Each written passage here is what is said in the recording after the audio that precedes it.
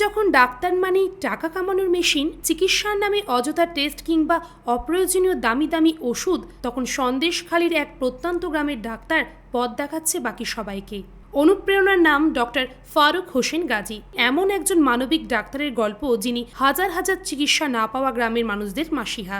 সন্দেশখালির খাস শাঁকদহ গ্রামের এক অনন্য মানুষ ডক্টর ফারুক হোসেন গাজী, যিনি প্রায় 10 বছর ধরে নিঃস্বার্থভাবে গ্রামের মানুষদের বিনামূল্যে চিকিৎসা, ওষুধ, ইসিজি, নেবুলাইজার ও অক্সিজেন পরিষেবা দিয়ে চলেছেন। অত্যন্ত গরিব পরিবারে জন্ম। 2012 সালে বাঁকুড়া মেডিকেল কলেজ থেকে MBBS পাশ করেন। তিনি চাইলে শহরের কোনো বড় হাসপাতাল কিংবা বিদেশে গিয়ে মোটা টাকা কামাতে পারতেন, কিন্তু তিনি সেসব ছেড়ে গ্রামকেই বেছে নেন, কারণ যাতে আমার গ্রামের কেউ বিনা চিকিৎসায় মারা না যায়। 2014 সালে গড়ে তোলেন নবদিগন্ত, একটি সংস্থা যেখানে অনাথ ও অসহায় শিশুদের জন্য নার্সারি থেকে 4র্থ শ্রেণী পর্যন্ত সম্পূর্ণ ফ্রিতে পড়াশোনার সুযোগ। প্রতি শনিবার চলে তার চিকিৎসা মিশন, বিনা পয়সায় চিকিৎসা, ওষুধ, ইসিজি, নেবুলাইজার।